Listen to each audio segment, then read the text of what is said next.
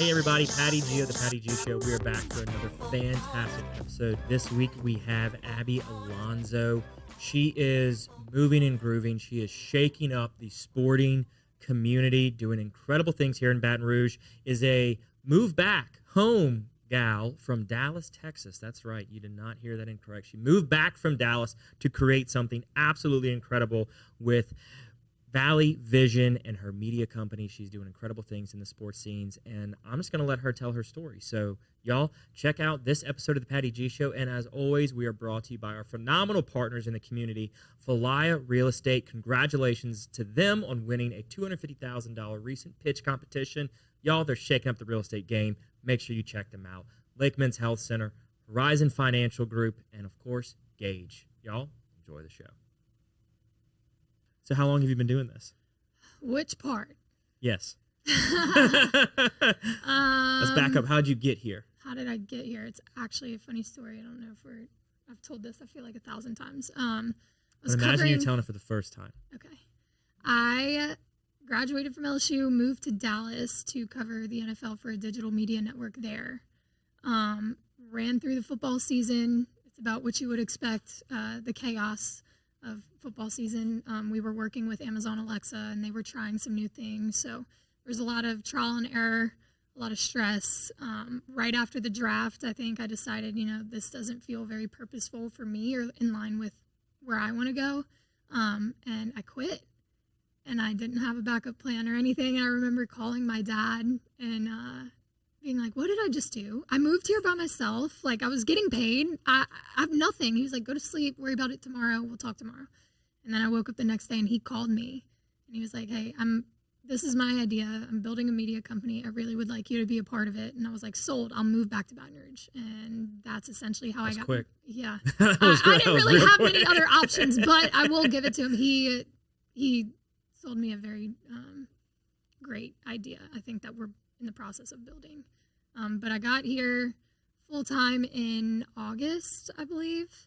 And then we kind of started doing production for Up and In, some other shows. And then we launched Valley Vision, which is now my show, the LSU sports show that I host, which is a little less of the news kind of analysis, more of the fun culture. Really want to focus. And this is part of why I moved back.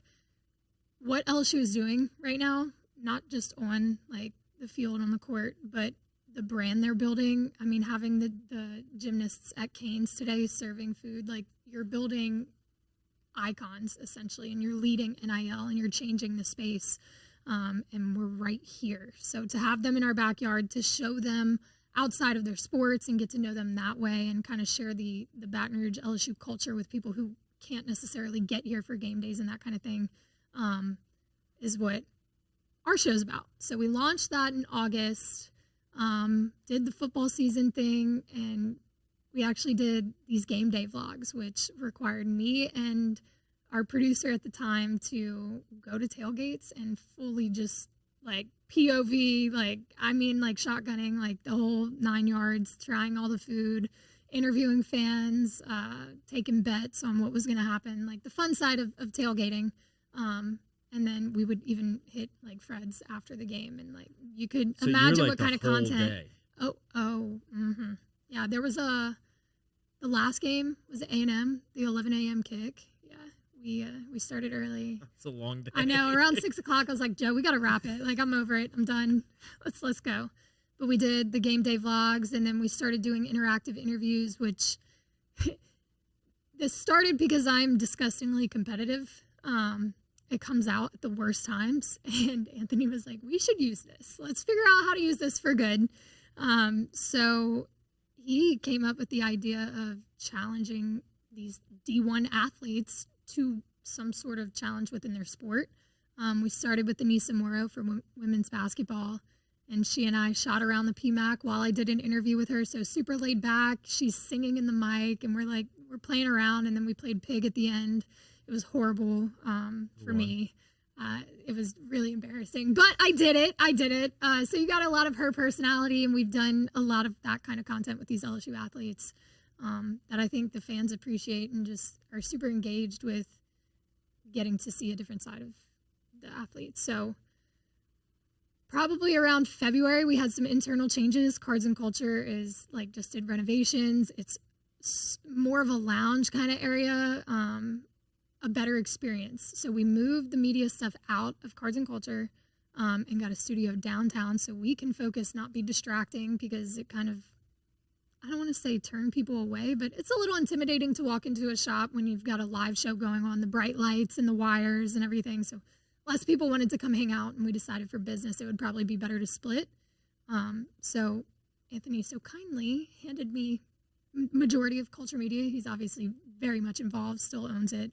But I kind of took it and ran, and we're downtown now trying to really build this thing up. That's exciting. It's exciting. That's very exciting. It is, and I have to remind myself that sometimes, because I think yesterday alone, like the to-do list doubled within an hour, and I remember being like, oh my, what did I do? What did I do? What am I doing? Why am I doing this? But I think taking a step back and having the perspective of the whole reason I moved here and how much growth we've made in half a year is insane. So yeah, that's where I'm at now. Yeah, I think the split is a good call, right? Yes. Because having a show environment, I mean, the people watching can only see what they see on this side of the lens. But the room is set up in a studio format, right? And so there's this big, son of a light over here that hits you, and then you feel like if you walk in, you're going to be distracting and loud, and so you like tiptoe. So I think it is a good call to move it downtown. And you have to remember, we're used to the lights, and probably not too intimidating for us, but most people are not very comfortable in front of lights, cameras, microphones, especially if other people are talking. You want to be quiet. So yeah, probably a great move. Definitely a great move. Yeah. So switching into downtown, where are y'all at in downtown? We're on 3rd Street where Boudreaux and Thibodeau's used to be. Yeah, they moved out quick. We moved in quick, so there was a little bit of an overlap, and we were like, holy hell, we'll make it work. We have made it work. It's come a long way. We've been there for, I want to say, like maybe close to not even 2 months. It's a little bit makeshift, but it's coming along, and it's got a lot of character. So how much of the transition are you vlogging? So I have this team full of interns. They're so wonderful. A lot of LSU students, mainly girls, that I told them, look, this is where we're at. We're in the trenches right now. We're going to grind it out. And they were all on board. So they've been the ones to tell me to take videos of everything. I mean, like from setup to, they had me doing, I don't know if you're familiar with this trend on TikTok, but it's called a Get Ready With Me. So they quite literally, okay, yeah. I had to film one today. I happened to be at Cards and Culture. That was an experience trying to film that in front of everybody. Yeah. But they've been getting me to record everything. And that's one of the things that we do, the Get Ready With Me's. But there's a lot of, I think we have a lot of B-roll. We could probably make some sort of documentary at the end of this when we've finally done it, to turn around and be like, this is where we started, where I'm like, the day I told you we had to take pictures of the production because I had no clue what any piece of equipment was or how it worked. Been there, done that. Yeah, you figure it out. But that day, I took the equipment home and set it all up in my apartment and tried to make things work. Mic checked, like whole 9 yards before going to the next place. So like I have a video of that, and I'm quite literally in gym clothes, like sports bra, sweatpants, recording this, sweating, like trying to move equipment by myself. But it'll be good for the documentary later down the road. So it'll be great footage, number one. But number two, you'll always know how to solve something if it goes wrong on set. I didn't even think about that. That's I literally have a step-by-step. To me, that's the biggest piece, is you have a step-by-step. So you've now got a playbook. And if your producer can't make it or something, you're not going to panic at that moment. Yeah. I will tell you what, the amount of knowledge I've learned about production and technology in a month and a half, couldn't have learned it in 4 years at school. Like, it's insane. Look, I'm a CPA by trade, okay? There was no talk about any of this stuff in school. Then, yeah, you get it. And that's something that I've had to really adjust to. I don't have prior experience in a lot of the things that I'm doing day to day.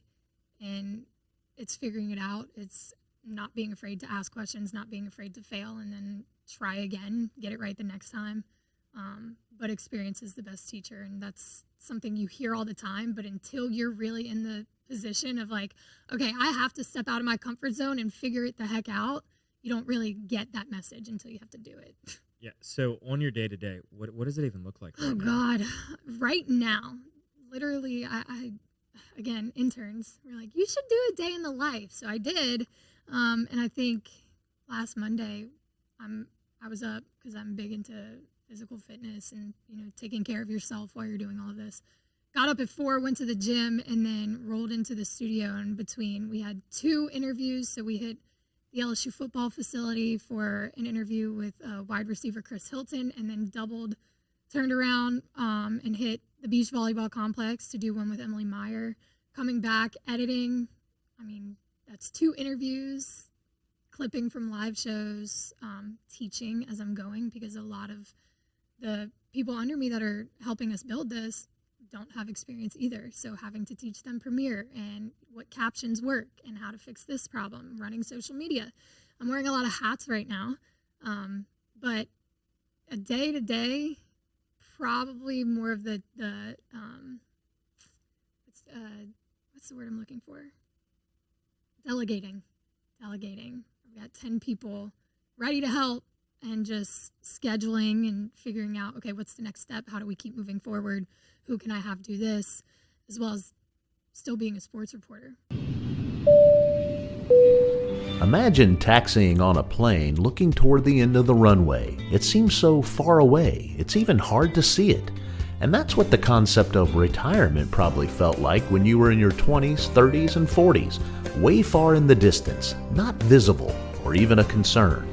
But as you turn 50, something happens. Retirement suddenly seems like something real, something not too far away. In your 50s, you are rolling down the runway. Retirement is getting closer and closer, faster and faster, weeks and months zipping by. But are you even ready for a successful takeoff to retirement? Fear not, there's still runway left. But the time is now. Time to make progress and time to get a plan. The Runway Decade will help you get organized, get energized, and give you the direction you need to take off to your desired retirement. The Runway Decade, building a pre-retirement flight plan in your 50s.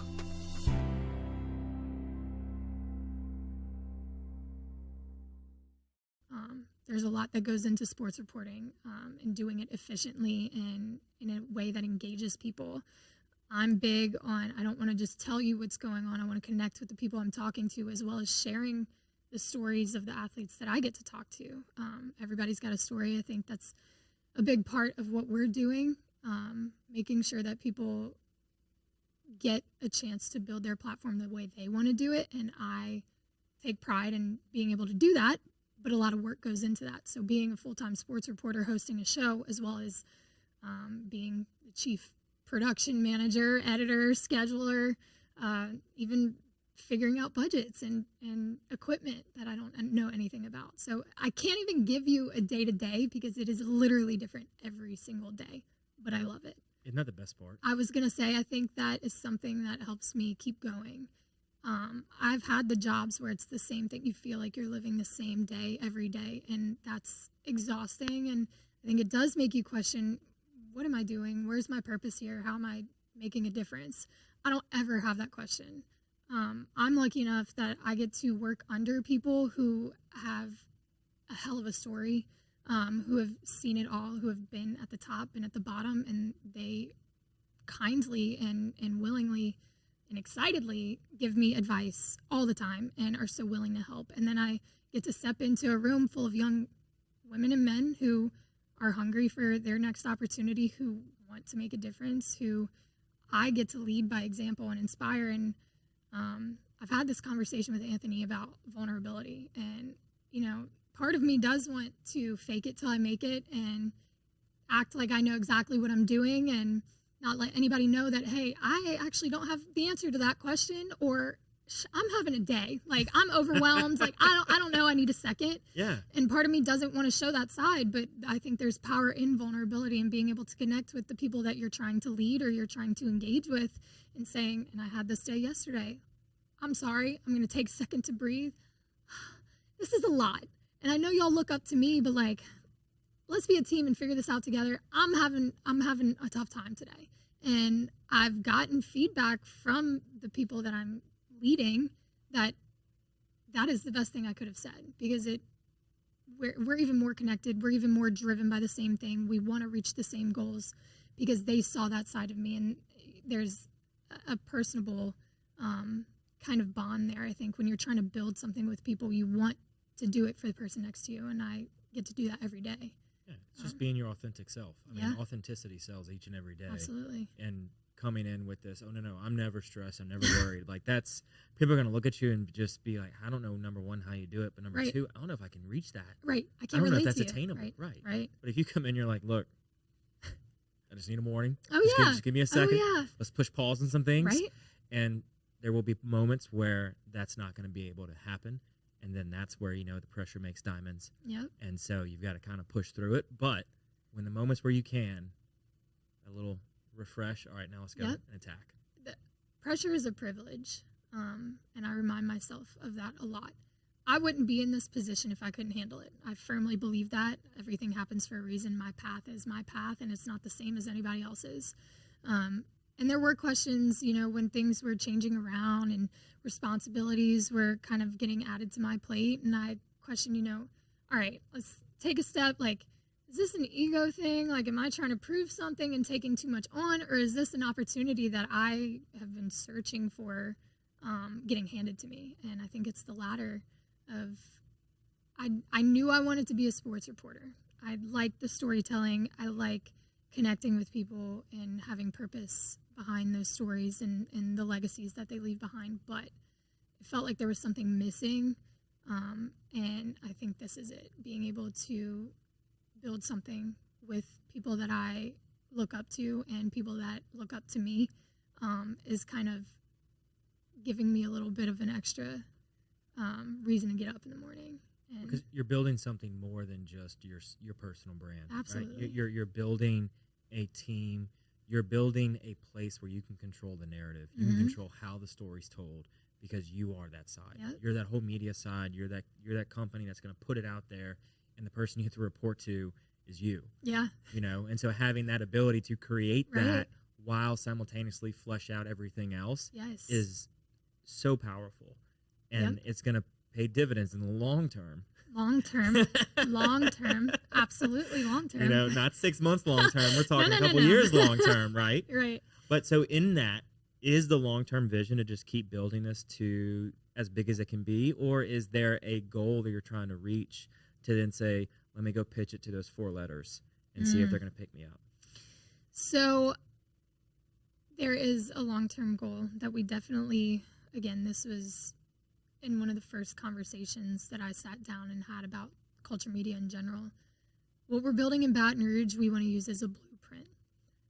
Really define what we're doing, nail it, and, harping on the LSU brand, this is the perfect way to start and to kill it. It's not a bad brand to start. No, not at all. But building Anthony's personal brand through the Up and In show and really hammering that content, and then building the Valley Vision brand, and then kind of taking that and expanding. So culture media, Baton Rouge being the blueprint, and then eventually moving to maybe other SEC towns to where they build their own brand, call it whatever you want, but they're covering that team in the same way that we're covering LSU. And then even to go outside of college athletics and get to a point where, and this is like super long term, but it's the part that really, really, I think, combines both sides for me, is to do mini docuseries on professional athletes.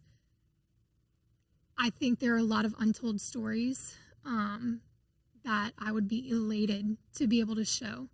And people have started to kind of tap into that market, and they're doing a great job. But ideally, to get picked up by maybe a streaming service after we kind of expand a little bit, and then to start going the route of docuseries for athletes that might have been overlooked, or maybe we just don't know their stories. I think that's the long-term goal. Yeah, Sure. I mean, everybody has a story to tell, whether they're a walk-on or they're a starter. Yep. And being able to tell those stories can have some significant impact on a national Yeah. scale, where you've got the fans at the stadium that are wearing that odd number, right? Mm-hmm. And you're like, that person is not just themselves. Mm-hmm. They've got somebody else in that fan group that would love to hear that person's story. Yep. And a lot of what we're seeing, especially at LSU, you have so many athletes that are, I keep saying icons, but they are. Look at your Haley Bryant, your Angel Reese, Livy Dunn, Jaden Daniels, Paul Skeens, Dylan Cruz. It's insane what the athletes we're producing here.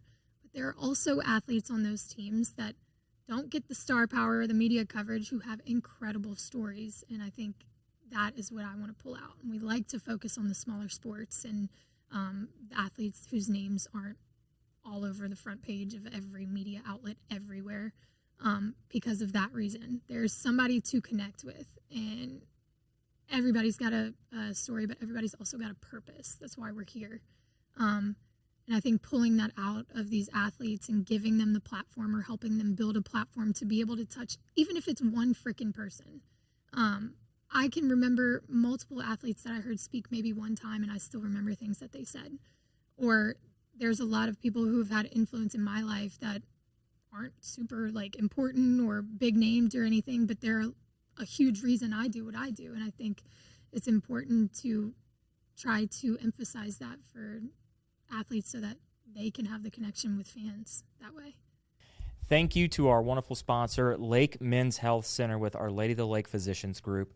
Guys, I know it's tough to get out and go to the doctor. I know it's challenging to find time in our busy days, but I promise you, signing up to be a part of this group with Dr. Curtis Chastain and Dr. Tyler Boudreau, you won't regret it for several reasons, but most of those being the fact of the time it saves, where you're able to get in on the same day, get that appointment done, and spend that time you need to talk with them about what your health goals and concerns are, as well as ensuring that the financial investments you have, you will be able to live out and see those come to fruition. So if you're an investing guy, you know all about and planning for the future and investing in the future. There's no other more important thing to invest in than your health.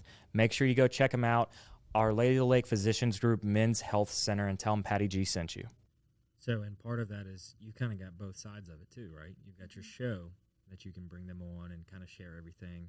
But then you also have, it's kind of like, a funnel effect, right? You get them on the show and then it's like, all right, great, let us help you out for this end. So that's exactly what we're trying to do is, okay, let me tell your story, but then let's also give you a platform, help you build the platform, and you go. In all of the interviews, the last thing I end with is, okay, I tell them, you have a camera in front of you. You're mic'd up. What do you want people to know? Tell them, to kids who are looking up at you and they say, I want to be you when I'm your age, or I really think he's so cool, the way he does this differently. Tell them.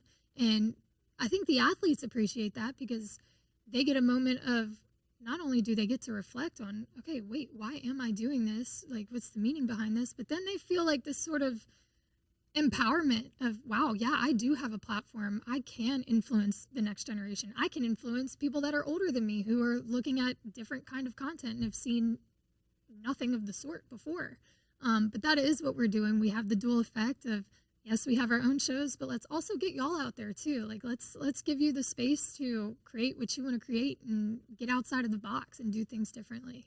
Yeah. I mean, oftentimes athletes are often asked post-game questions, pre-game questions. They're so dialed in. They're so focused on the task at hand, on the sport, on what they're trying to accomplish that day, that they often don't get asked that question that you're asking them, which I think is brilliant. Yeah. The fact of what are you here for? Why are you trying to do this? What's your vision? Right. What's your Valley vision here? Right. You got it. We did that on purpose. We used the word vision on purpose. The post games and the pressers during the week, it's work. It's business. They know what they have to say, and not that they're told what they have to say, but they go through PR training. They meet with people to know how to navigate the tough questions. They meet with a phenomenal professor, that helps them work through that. He's wonderful. I had my him. favorite. I think my senior year. He's great.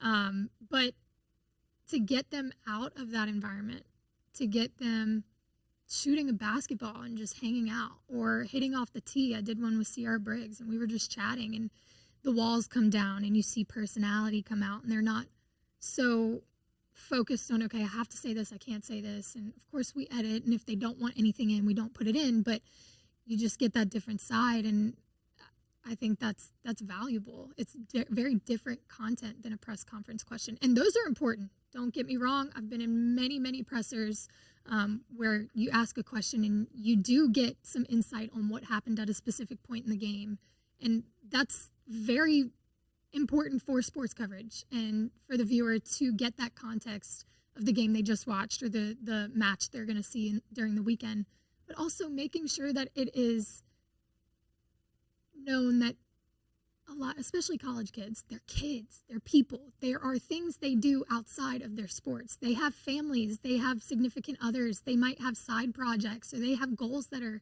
not related to football or basketball or baseball, whatever it is. And I think it's important that as fans or just viewers or sports fans, like, you see that from them, because there are expectations that these kids and professional athletes, I'm saying kids, but adults too, that they feel like they have to meet, and there's pressures and a lot of NIL now. Like, you've got deals to kind of make sure that you're holding your end up on, but to give the context to viewers that, hey, at the end of the day, we're made of the same thing. Like, we are both humans. We both have a lot of different things going on in our lives, and maybe we connect on something that has nothing to do with their profession during the day. You know, I get really excited talking about this kind of stuff just because of the purpose behind it. I've always been sports oriented, just being an athlete my entire life, and growing up in a family that was very sports. Everything revolved around sports, specifically football. If you met my father, it was like insane the way that he had the whole week lined up. I mean, Saturdays when he coached from 7 a.m. till 6 p.m., it was like, we're putting stickers on helmets, we're loading water bottles, we're getting dummies out the car. Like, I was pretty much on the team when I wasn't on the team. But I come from a family that sports are very important, but not just for the game. I think the lessons that you learn are incomparable. You can't learn them anywhere else. How to be a teammate, how to work with people that maybe you don't see eye to eye with, understanding other people's backgrounds and the highs and lows of a game that also translate to life, the stories, the moments. I'm sure most sports fans have moments in their team's history that they remember, whether they were there or not, but who you were with when you were watching it and where you were and that kind of thing. Like, I think sports bring a lot of memories and moments to people that can't be duplicated anywhere else. And I think that's why I get so fired up talking about what we're doing and the purpose behind it. Yeah, and I love your idea with the mini docuseries and meeting the athletes at their sport, right? So going to the PMAC and playing basketball and doing an interview, not only does it let the guard down and lets them break some walls, it also puts them in their comfort zone. Yes. Right? You know, you talk to most athletes, like, where do you feel most at home, most comfortable? Oh, on the court, on the pitch, wherever it is. Like, that's where I feel comfortable. Right. Is in my zone there. So you get them in their zone. Right. But then you start asking them these questions that are, like, not zone related. You know, like, don't think about the shot, don't think about the swing, whatever you're doing. Just answer the questions. Yeah. But I think it makes for some fascinating content. And the interaction, the back and forth, and just some very fun camera play that can be done there. Oh, absolutely. I'm excited to see what you create with that and the success you continue to build. I'm thinking about a lot of the interviews we've already done, and it normally is like they're still getting acclimated, kind of trying to get a feel for what we're doing, because it's different. They haven't done an interview. I did one with the Tiger Girls right after they won nationals. They ended up teaching me an 8 count of the national stance. Now, again, embarrassing for me, but this is the content that people like to watch. Wait, you didn't know you're supposed to do that right now? Oh, that's so funny. The funny thing is, when I tell you I'm disgustingly competitive, I left that interview so aggravated with myself because I danced for 14 years and I couldn't pick up this 8 count. Mind you, this is a national gold winning dance. It's not going to be easy, but my brain, I'm like, you should have picked that up. You got 14 years under your belt. Are you kidding me? I go home for the next hour. I'm like, no. Kid you not. I kid you not. I nailed it. That's not on camera, but I did. Of course, never nailing it. When you get it perfect, there's never a camera around. Never. But a lot of these interviews, they do have to take a second to warm up, and That's us playing around and me telling, like, yo, chill. Like, it's good. I'm probably close to your age. Like, let's just shoot the shit. I don't know if I'm supposed to curse. Sorry. It's fine. It's fine. We're not regulated. Okay, cool. But getting them comfortable, and then, yeah, it is them being in an environment that they're in every day. They practice here every day. I'm entering their space. They're not entering mine. So that whole mindset kind of opens up a different area of communication for them.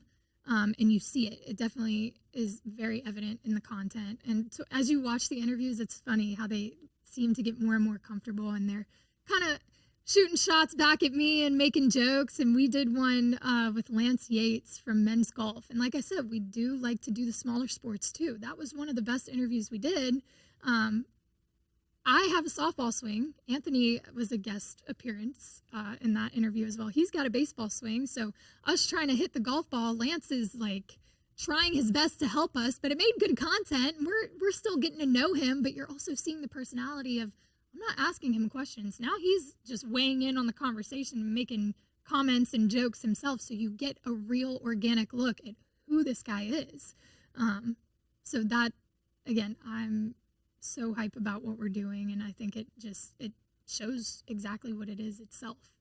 And I think it inadvertently makes funny content for you playing different sports you're not the most comfortable with. I mean, because there's a big difference between a softball, baseball, and golf swing. Oh, for sure. There's a total difference between all three of those. Absolutely. And then having to have someone who played one or the other then play that sport is...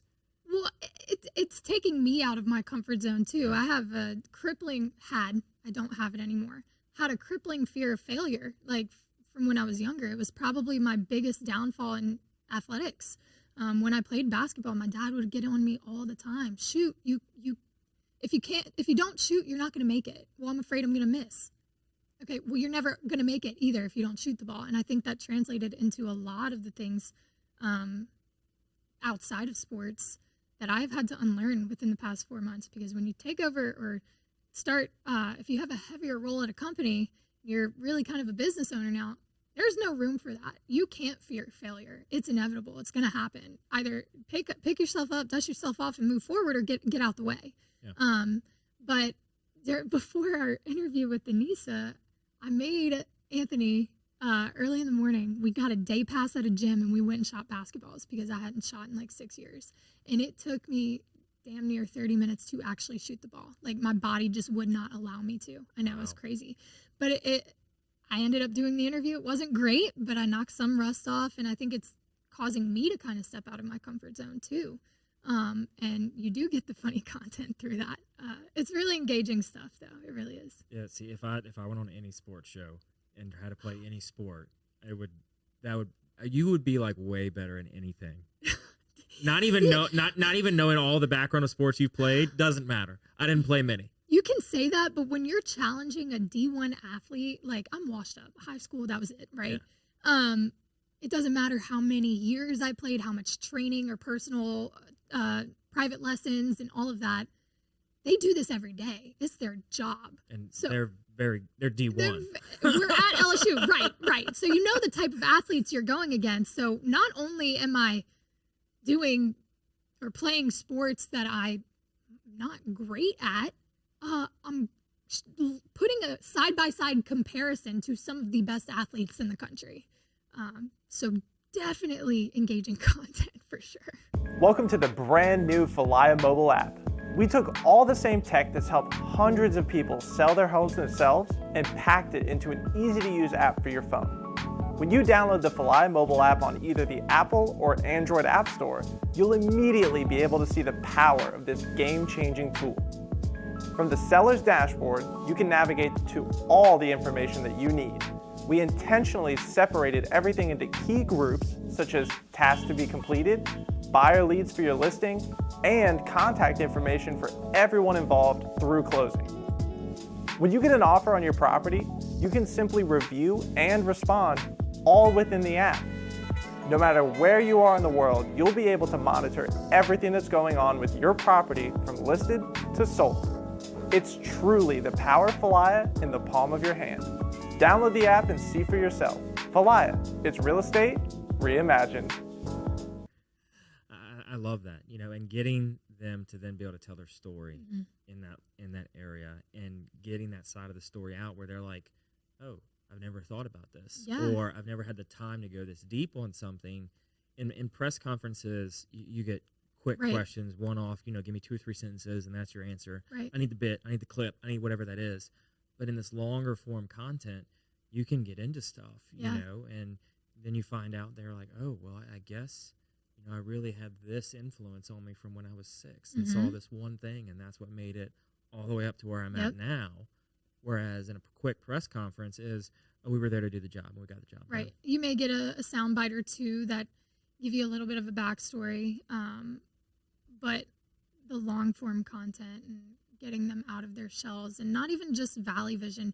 I will say the Valley Vision interviews, some of them cause the athletes to reflect and get a little bit deep. And I mean, we found out who were the pivotal people in their lives and where their childhood nicknames come from and the backstory behind that. We found out with Anissa that her Niece the Beast nickname comes from her teacher from when she was in 3rd grade, and she gave the backstory on that. That's not something you're going to get in a press conference, but sometimes they do get caught up in playing around and you don't necessarily get a super deep interview. However, at a media company, we have multiple shows that allow us to do that, and Anthony is great at sitting down with them on a couch, and he's a former athlete, so they immediately have that connection. He's very in tune with the way my generation is right now, so they are able to share their story in a deeper way, more meaningful way. So the content that we're providing across the board, I think, just gives you all of the angles, which is important. You don't just want one, you want a lot. No, you want everything. You want the whole story. So, and how is it as a host on a podcast and then switching into a reporting role? How are those hat changes for you? It can be difficult at times. I find myself when I'm hosting shows, sometimes I do fall into that reporter role and I start asking questions as if I'm interviewing instead of doing a show where I'm analyzing.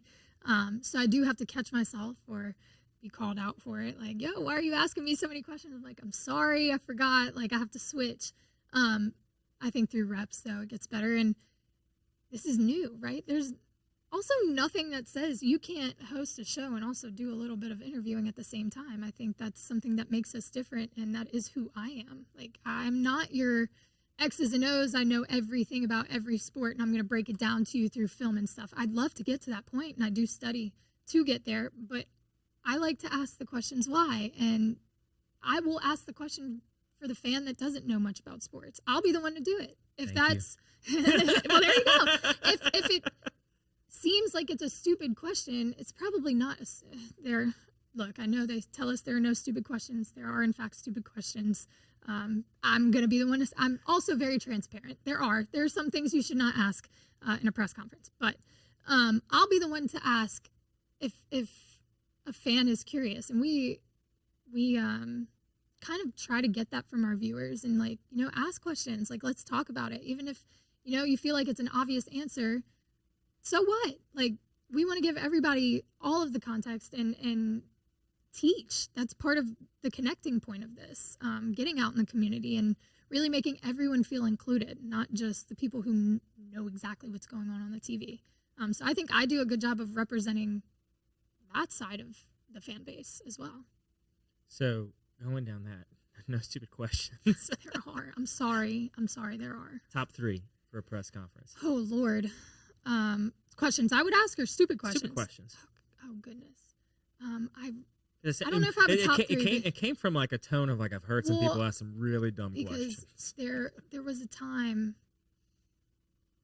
How do I go around this without getting anyone in trouble? We were in a presser before a football game, and a question was asked about how the weather would affect the game.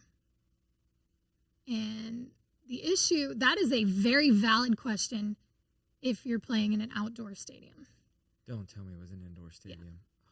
So I think those kind of questions of you could have thought about it a little bit longer before you said it. And I'm not I've done it. I've asked questions where I'm God, really, Abby? That could have been answered before you said it out loud.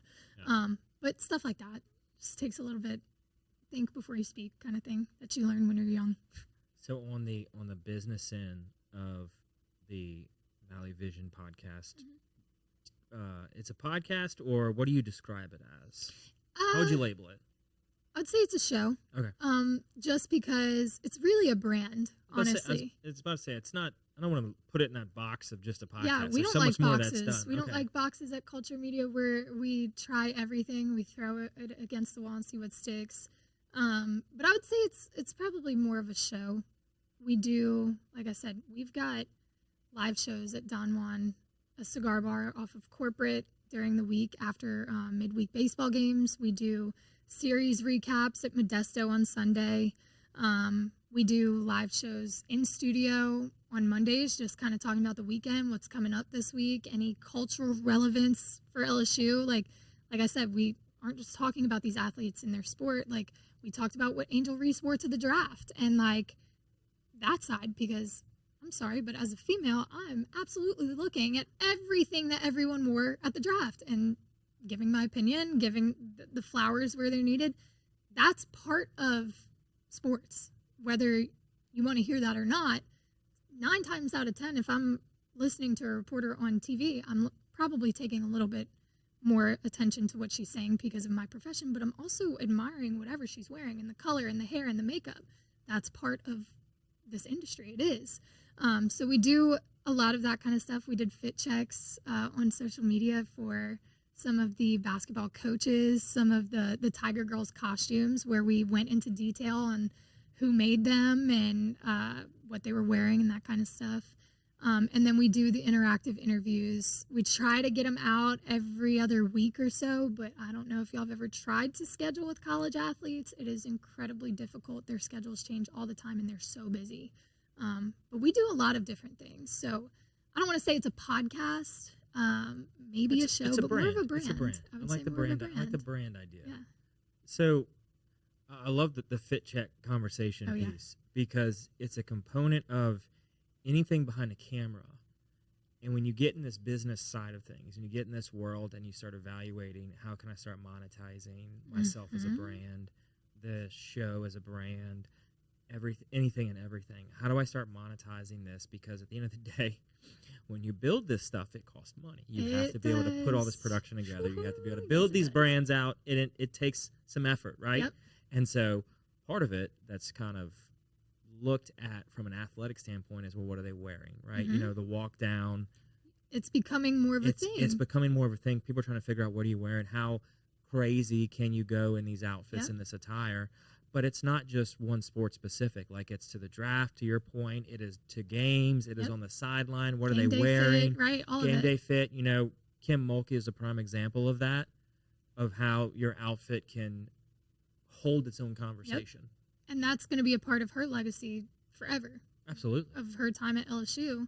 When you think Kim Mulkey, you're going to think of the animation of her on the court and the national championship that she brought and what she was wearing. That's her thing. Queen of Sparkles makes all of her, like, it's all connected. This, at the end of the day, it's a business. So every component matters, right? There's sponsorships involved in that. There's now NIL money, and look at Haley Van Lith with Adidas and Angel Reese with Reebok and all of the other brands that sponsor them. But it's all connected. So we, again, like to show off all of it, not just the gameplay. And I think a part of what you're building with these athletes that may not be as big of a name on the court is their off-court presence. That furthers the deals that they can make with brands, because then it's not just about, well, you only spend X amount of time in the game. It doesn't matter. Here's my impact off the court. Right. And here's what you're really paying for. Because if you're at LSU, you're going to hit a very strict guideline of what you can and cannot wear on the court, on the field, wherever you're playing. You're going to have to abide by their guidelines and their rules. But off it, when you're yourself, it's between you and whatever somebody wants to say, hey, wear this, wear that. And especially here, I keep talking about the interviews. I learn a lot from these athletes as well. We talked to Anissa about that and about, LSU's at the forefront of NIL, and there are a lot of our teams have personality. And I refer to the women's basketball team because of the Flages that literally have an entire rap career outside of their college basketball career. What? How? How do you manage to play a college basketball game, turn around, get on a bus, and go play a show? She's doing it, but LSU has done a great job of backing them up and giving them the necessities and whatever they need, the resources to be able to do that and to emphasize them as individuals. And Nisa told us that. She said that they're so supported in whatever their goals are or whatever endeavors they have outside of the sport, as long as they're at practice and they're checking everything off the box for what they need to do to be a college athlete and is successful for the team. Tell us how we can help you. So LSU's done a great job of that. But to your point, there are checklists and guidelines and that kind of stuff, but the brand they build outside of their college sports career is the opportunity is incredible now more than ever, obviously, with NIL.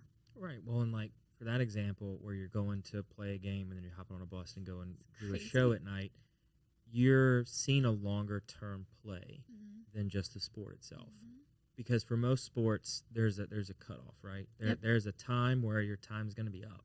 And so if you haven't done things beforehand to set yourself up, you're going to find yourself at the end of it like, well, what do I do now? Now what? And where do I go from here? Right. And I think that's an identity thing that a lot of athletes before NIL or, whether they went pro or not, I think once your sport stops, now I can relate back to it to an extent, again, only high school, so washed up, but I remember going through an identity crisis of what I spent all my time at the gym and training and in lessons and at games and traveling, and now there's nothing. So what now? So to be able to have these outlets and be supported by the school and by, NIL to push them to grow in other ways is a great thing, not only for them financially and to further their career and whatever it is, but mentally they don't have to necessarily. Now I'm sure they'll go through a phase of what do I do without my sport, but it's a little bit of a less hard hit because they're supported to do other things. Yeah, they've built up a personal brand and can leverage that side of things. They're not bound by their sport. They're not bound to have to play that college sport professionally. It's a matter of, that was a great college time. I enjoyed my time in college playing that sport, and I want to do this with my life. And it could be totally non-sports related, but for the before NIL deals, before all this, you can get paid while you're still in college. It was I've got to do what I can to get to the next level. And now it's like, well, wait a minute, I can have this off the field type of career starting to build. I can focus on maybe this research or maybe this other activity that's totally not related to my sport and build a brand there and really start to achieve something while I'm playing.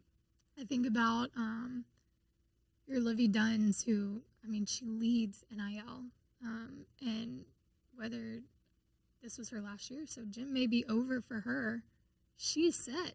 She's going to do really well in whether she's hosting stuff or however she decides to use her platform. She's got the platform outside of LSU, even the Cavender twins. And I'm going to forget the other one's name, Haley, and I forget the other one, but they played together. One of them decided she didn't want to do it anymore. They're huge influencers. She didn't have to. So her sister continued to play college ball, and she was able to go do her own thing and start her own podcast and, have her own life outside of basketball because of the NIL deals and because of the platform that she was able to build through the support of how college athletics are going. Yeah, the community is now able to start putting these athletes up in a new way that's got nothing to do with their sport. I think the other side of that is not only are the athletes benefiting from it, but I think fans can get even more involved with feeling connected to these athletes. And look at what Gordon's doing with the LSU athletes, but not just him, even just the way that you can support them and feel like you have a direct hand in their career, and there's a different connection there for the other side of it too. So it's a really cool thing to see. I think, again, this is the very beginning of it, So I'm very interested to see how it continues to play out. I think some kinks need to be worked out, but all in all, I think it's probably it can be a good thing if used in the right way. Yeah. So how are you seeing the progression in the future of the show in that community connectivity sense? Meaning, are there other ways that you're going to see how can we connect with the fans? Whether you're streaming the live shows, now do we start bringing in live audiences with these athletes and have a section where they're like, we want to, submit your questions via X or whatever, and start having that side of it? So like ideally, what can you? That's where. So right into? now we have Beyond the Box. That is the first sub-brand kind of sports-specific show under Valley Vision. It's a baseball show. I think I told you this. That kind of analyzes this year's team as well as storytells. So we have Anthony Renato co-hosts it with me, obviously, 09 World Series champion, right? LSU legend. Yeah, he was all right. Right, he was okay. He's all right. Don't get his head too big. But we bring in a lot of former players. We had Paul Maneri on for our first show. We've had Cade Beloso, Clay Moffitt, Mikhail Hilliard, Ryan Verdugo, and we get those stories. So again, still keeping with the same theme of, okay, yes, let's talk baseball. Let's talk about what could be fixed this year and whatever. But let's run it back and talk about your time and playing for Maneri or playing for Skip Bertman. We had Ronnie Rance on and Pete Bush who shared their stories. So you're learning about these individuals. You're learning about the program before I was even born. Like, you're getting a whole different side of things. So that's our first show that is in the community. We have a live audience. We've had fans on the show to give their reactions to things and kind of ask questions. But we do want to get to a point where maybe we're hosting at Cards and Culture a live show, and it's a live interview with one of the current athletes, and fans are able to get there and do meet and greets or ask questions during the show. That is all part of this blueprint that we're building. And we're lucky enough, Culture Media is a brother-sister company with Cards and Culture. So he's got the side of things of the sports cards and, the experience, the space that could allow us to do events like that, where we're bringing the community in to connect with the athletes that we get to talk about and we get to support. So yes, that is on the table. We are trying to work some things out to get that going as well. How has that been coming off of the Valley Vision side? How is the two different dynamics, right? Yeah. So you mean the dynamic between what? Like hosting both the shows, it's different.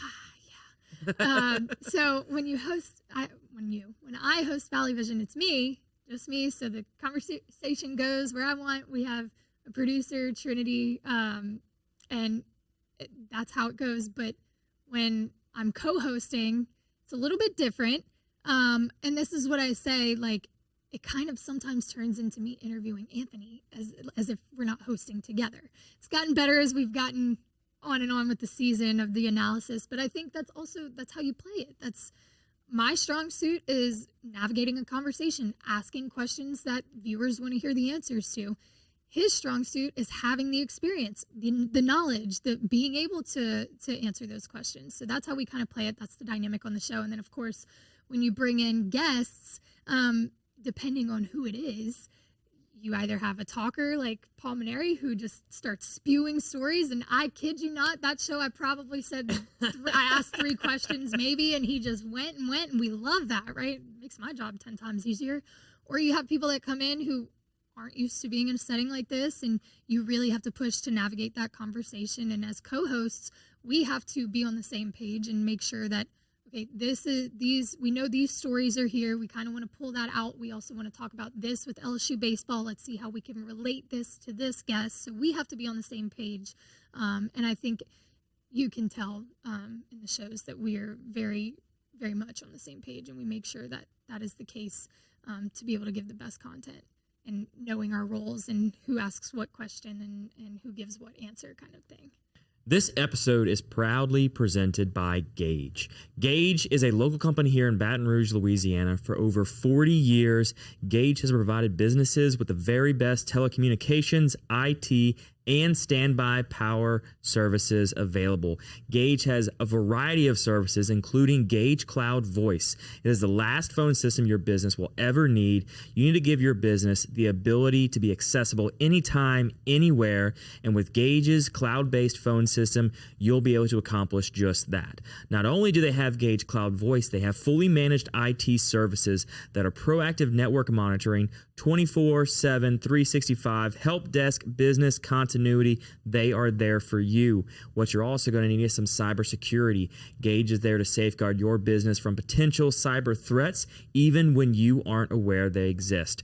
Gage also is power and leaders in standby generators. They are the #1 Cummins dealer on the Gulf Coast and provide generators to homes and businesses of any size so you can keep life going. Gage, better connected, a proud sponsor of the Patty G Show. But it is a balance for sure, trying to go back and forth. Well, it's just fun. You get to figure out what hat you're going to wear that day and rock and roll. And that's the other thing. I would not say our content is formal at all. Part of connecting with an audience is not talking at them or making it formal. Like, you want it to be casual. We laugh, we joke, we pick at each other. The guests, I mean, he and Ryan live together. So now you're getting stories, not just baseball stories, but you're getting roommate stories. And I mean, I was sitting there jaw dropped half the time, but like the content and the stories that they're telling, like, make the viewers feel like they were there. And it's very comfortable. And I that's the way media is going. If you look at even the big networks, you look at, what show is it? Is it on TNT with Shaq and Chuck? And but it's much more comfortable, and they're playing, and it's much more engaging and connecting, I think. And that's kind of what we're trying to do here in Baton Rouge. And I think you're doing it. You're not trying. You're doing it. I appreciate that. It's a level of connecting with an audience. And as a media creator, if you're able to have your audience feel like they're in the room with you, and they're sitting in the chair, they're sitting on the bench, the couch, whatever it may be, and if they can be placed in that room with you, you're going to have them for a lot longer. Yeah. You know, the questions you ask are great. Yeah, the content and the stories that are shared, but it's how you make the viewer feel. Yep. If you can make them feel like they're connected and they're a part of the show, whatever it may be, right, then you got them. You hooked them in, because that's what long form opens itself up for.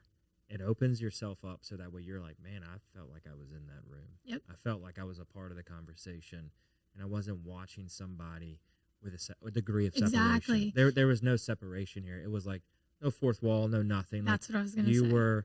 You were in the room. You know, you were not sitting there acting like it was presented to you. Yep. It was just a conversation, and you're almost like, oh, come on, I was come hang out. I was a fly. Like, you know, always people say, I wish I could be a fly on the wall. Well, you're giving them the ability to do that. You said fourth wall, and that's what I wanted to. I think multiple times throughout us sitting here, I think I've looked directly at the camera. Now, in school, you're told not to do that, right? You want this formal setting. You don't want the audience to know that you're addressing them. I think in every single interview, obviously every show, I directly speak to the audience. And I think, even though I was taught that's a no-no, don't do that, don't break the fourth wall, I'm inviting them in by speaking directly to them. Like, come hang out with us. Come sit here with me. Like, go through this with me. Like, be a part of it, kind of thing. And I kind of talked about it a little bit earlier, feeling like I have to be an expert at something, and coming off that way of being formal and not messing up and, you know, making sure my questions are perfect. I'm a person too. I'm a human too. I'm learning every day. I'm doing the same thing you're doing when you're watching this content. I'm learning about this athlete. I don't know them. So I'm just going to ask questions. It might be a good one. It might be a stupid one. And you can come hang out with us while we do it. And I think when you have an athlete or a guest that comes on, you want to have a certain level of curiosity. Mm-hmm. You know, you don't want to sit there and anticipate what they're going to say, right, or even know what they're going to say. Because oftentimes, at least for me, I find that if I know the whole story, it's harder to ask the questions. Because then you're not actually curious because you already have the answers. And then it makes the interview a little bit harder because you're thinking about the question too hard. Yeah, I totally get it. I get it. Yeah. Or you're like, how do I have to ask this? So you say what I want Right, you to say. right. Because I know the answer is Exactly, this. exactly. Like, I just want you to tell me this answer. How do we bridge Right. this gap? And I think there's a fine line between doing your research and like you don't want to go into an interview not knowing anything about who you're about to talk to because it shows. But I just told my girls the other day, I was like, don't sit there for hours and go stalk everything and know the mom and dad's name and where they were born. And like, don't do that because you're going to get rid of all of your content. Like you want to be curious because that's organically going to lead you to the good conversation. Right. Know just enough to know what topics to hit and let them navigate you through the conversation. Listen, don't have your questions lined up and stick to it. Just talk as if you're at a restaurant or you just met them. Like, get to know them. I promise the content will be good if you are just genuinely curious about who they are. Yeah. Unless you're trying to do a specific deep cut show. Right. That's different. Different content. There is, I don't know the name of the gentleman who does this, but that's what he's known for. Is like knowing these obscure old brand. facts. And that's his brand. Hey. His brand is able to say something and it triggers a memory in the guest and they're like, how do you know that? Yeah. Like I haven't told, anybody that piece of information except my mom. Like, how do you know that? That's crazy. That's like, yeah. So there's both extremes. Right. You got to find that good little middle ground where it's not just, you sit down and the person's like, okay, what's your name again? Like, get a that's little a bit nightmare. there. Yeah, Right. let's not do that. So I feel like we could keep going, but I want know. to make sure y'all are on schedule for y'all's live show that y'all Yeah, do. we do. Yeah, we got So, as we start to wind down the show, we do have a set list of questions that we ask everybody. They're very hard hitting. They're very just oh Lord, get down to it. So the ones you were sent are not the ones we're going to ask. We're going to ask completely different ones. oh wonderful. No, Okay, I'm kidding. I'm cool. kidding. I can handle it. I would never do that. Never do that. What is something you did as a kid you wish you could still do today?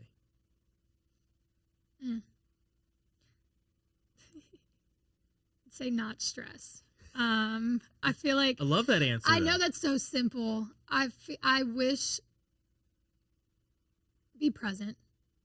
I think I get ahead of myself a lot and I worry about the next thing and I'm not always present or appreciating where I'm at. It's always, okay, I have to get here now. And I think as a kid, you're naturally like that. You're not worried about the next thing and you're able to enjoy the smallest, simplest things of being outside and feeling the grass on your feet or running around with your friends and not worried about homework the next day or whatever it is. And that's not to say I can't get back there. I think that takes a lot of work, but if I could go back or do something now that I wish I did or do something now that I could do as a kid, it would be to be more present. And that is so tough to do. Yeah. It is so hard to be ever present in the moment, so much so that you're not worried about the next thing that you've got to go to. It is people that are able to accomplish that, like, hats off to you. It's a phenomenal feat. And I truly do wonder how people are able to accomplish that because if you have these extravagant goals, you have to constantly work towards them. And something that I've always kind of tried to figure out the answer to, and I don't think there is an answer to, is where's the balance? I think the whole point of being here is you don't find that balance. It ebbs and it flows, and some days you're not worried about the next day, and then some days you can't stop thinking about the next thing you have to do. And being present is an art, and it's very difficult for people who grind nonstop because there's almost like this guilt of, God, if I just take a second to myself, then I'm slacking and I'm not showing up for other people and I'm not doing what I'm supposed to do. And how am I supposed to have these big goals and dreams if I'm not putting in work all the time? But going off of that, I think it's important to also give yourself grace and know that it's not going to be perfect. You're not going to have everything planned out and you're not always going to be present. You are going to miss moments and that's okay. When you acknowledge it, when you become self-aware of it is when you can make the change and in that moment decide, I'm going to be present right now. I think we have built up this constant fight, this constant battle to perfection, to the next level, to beating this imaginary person we think we're in a race with, right? saying that they've got this before me, and you start all this comparative analysis between people in your industry, not in your industry, whatever it is. You start to build this thing up in your head to a point where you just become all consumed with it.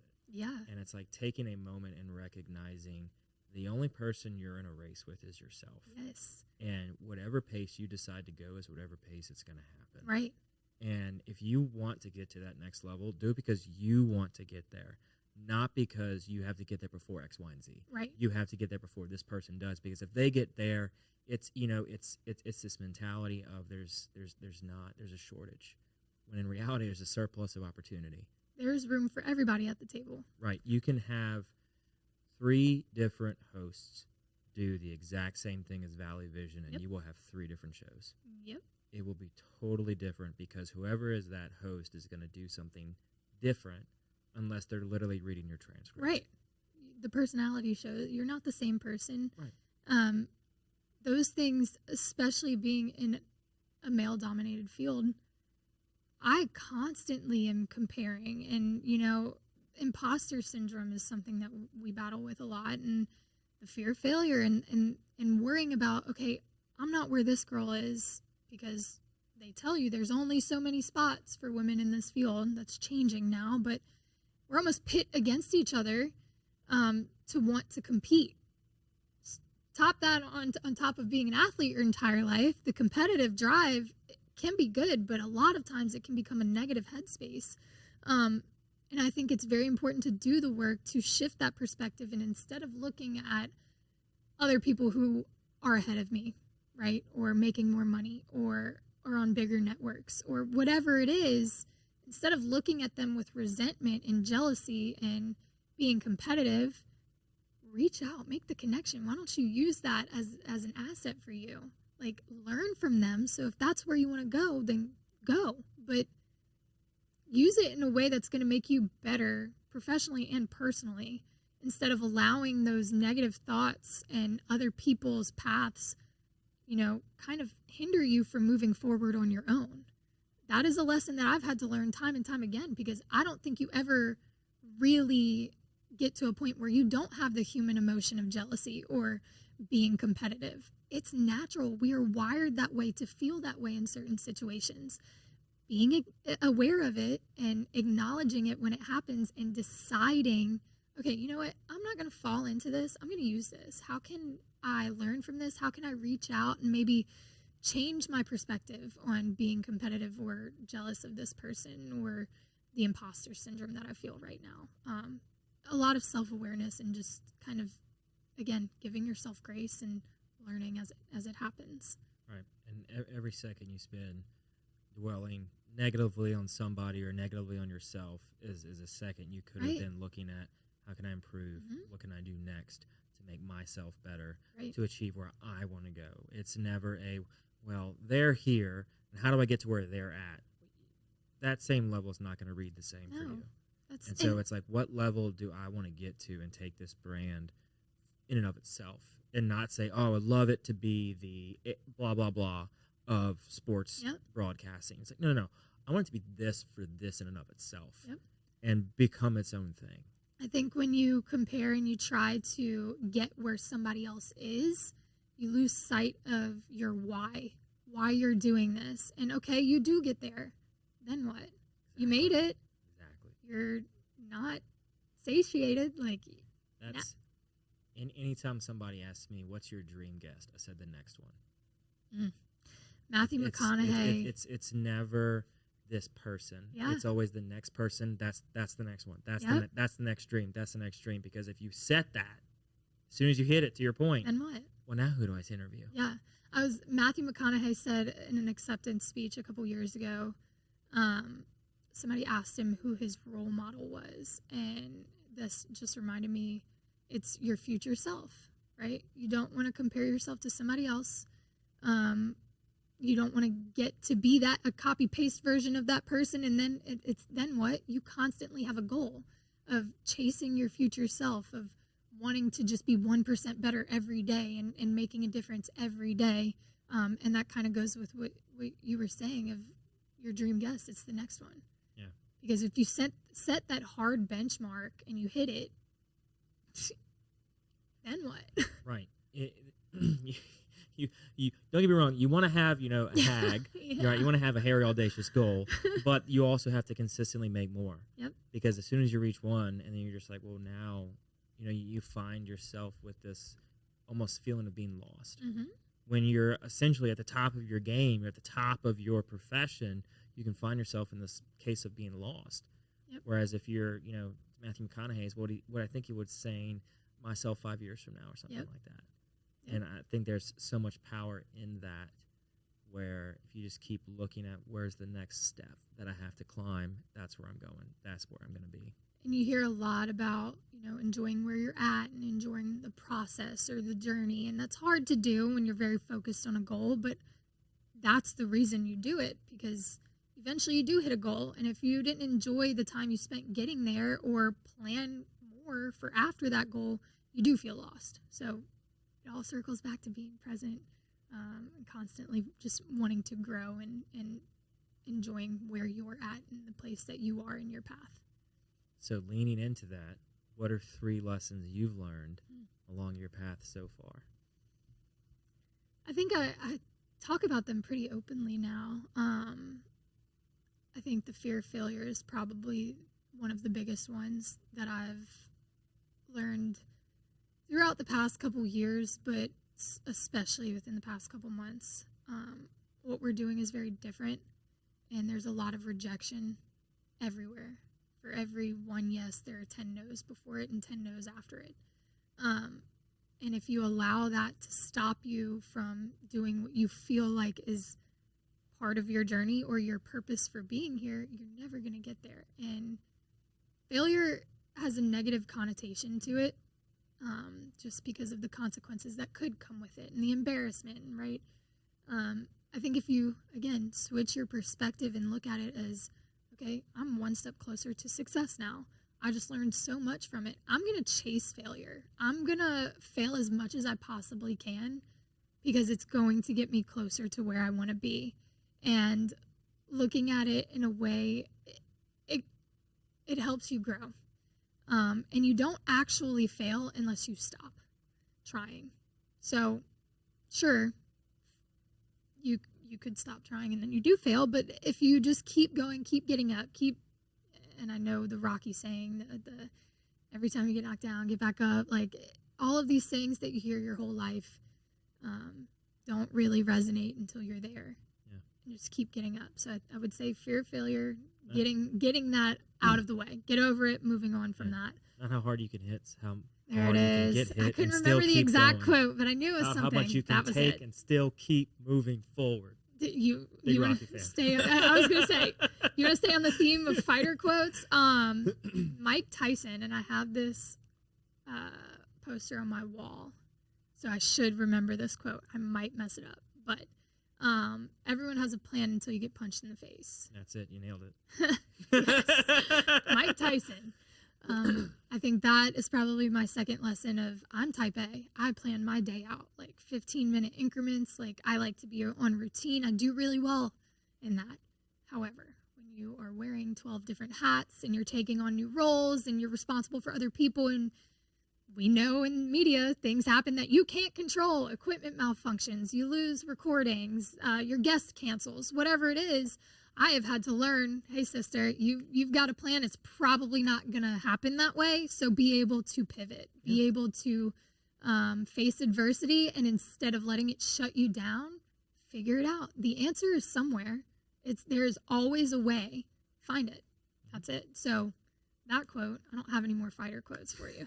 And then I think the last one kind of, it's a two-parter. Be present, I talked about, so I won't say that one again, but I think judgment. I think a lot of what we just talked about of comparing and imposter syndrome, and it's easy to judge yourself on what you're doing. And that's an internal battle that you have to get a hold of, because when you're judging yourself, it affects the product you're putting out, and it affects your brand, and it affects how you communicate with other people and how you show up for other people. And until you really get to a point where you accept who you are, where you are, your past, your future, and just become okay and confident in that, the judgment just can really take you down, I want to say. And that sounds really bad, but again, being aware of it, doing the work to get out of that. And in the moments where I'm like, I messed this up so bad. How could I forget this chord? How did I not press this button to record? How did I ask that stupid question? In those moments, instead of judging and allowing that to rewrite or write the rest of my day or the rest of my week or my entire story. All right, you messed up. It is what it is. Let it go. You're still learning. You learned yesterday how to do this. Things like this are going to happen. You're still really good at this. Like, let's focus on the positives here. So I could go on and on about the lessons that I've learned within the past couple months, but I'll leave you with those three. I think they're phenomenal three. You summed it all up very well. Thank you. So what is something you love about Baton Rouge? Baton Rouge. I mean, you left Dallas to come here, right? Yeah, I did. Yeah. That's saying a lot. So I'm from New Orleans, and I think the same reason that brought me home from Dallas, aside from the wonderful job opportunity that I was presented with, is the same reason I didn't go out of state for school. And it's the same answer you've heard all the time. You're going to say the people. I think it's the culture, the people, the culture, the family feel. And when I was visiting other colleges, I knew it. And I was like, okay, yeah, definitely need to be at LSU. And then when I left, first off, I was ready to get out of Louisiana. I want to travel. I want to be on my own. I want to live in a city. And I did. Dallas is beautiful. There's opportunity everywhere. It's got something for everyone. I lived right in the heart of Uptown. So I had everything at my fingertips, except for my family and friends and the people here. And like I said, having all of the things I thought I wanted and being outside of Louisiana, Baton Rouge, New Orleans, I was homesick so much, and I'm not a homesick person. And I think that is when I really appreciated being from New Orleans, going to school in Baton Rouge, spending so much time in Baton Rouge, because even though you say you left Dallas to come back to Baton Rouge, and people ask me all the time, they're like, why would you do that? I'm like, well, you go live somewhere else for a year, and if you're from here, you get it. But like coming home from Mardi Gras and like crawfish boils and seeing the events and my just family and friends hanging out, and like there's nothing like it anywhere else. There really truly is not. The feeling of community here is incomparable. Yeah, it's hard to replicate. You know, people have tried, but it's just there's something about it. Until you're here and until you've been here for a second, I don't think you really understand that. Yeah. And I couldn't appreciate it until I decided to leave, and I was like, all right, everybody was right. I do want to come home. I got it. I'm coming back. Yeah.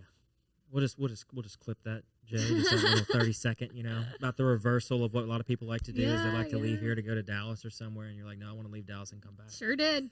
I was so excited when he was like, can you move back to Baton Rouge? Yep. When? I'll pack today. So, final question before we get you out of here. What can I do to help? Oh, man, we're trying to grow. Okay. We're trying to grow. We're doing what we can to get in the community, to connect with athletes who have platforms that would want to help us. I guess, promote our show, Valley Vision Culture Media, the Up and In show. We're all on YouTube.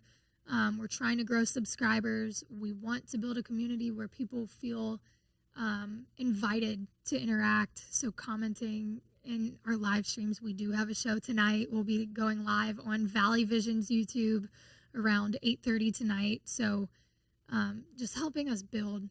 I think that's our key to get where we want to go. The more people that see what we're doing, because you can sit here and explain it to people, but until they see it, they don't get it. And that's because we're doing something different that people aren't really accustomed to or understand. So getting it in front of people, I think, is the way to go in building a community, for sure. Yeah, and that's the ever-important goal of media, right? Yeah. Get it out there. So we'll have everything linked up in the bios and all that stuff, so everything will be linked and tagged and all that. So Thank you for coming on the show. Thank you for having me. I'm so excited. This is like one of my first like real media appearances that isn't my own content. I told him, I was like, I'm a little nervous. There's no need to be nervous. Well, I'm always the one asking questions, and I think in my mode when I get nervous, I just immediately like ask somebody else a question and get it off of me, and I couldn't do that here. So it was great. I think it went well, though. I don't think you asked like a single question. I didn't. I caught because I almost did, and I was like, "Don't do that. It's not your show.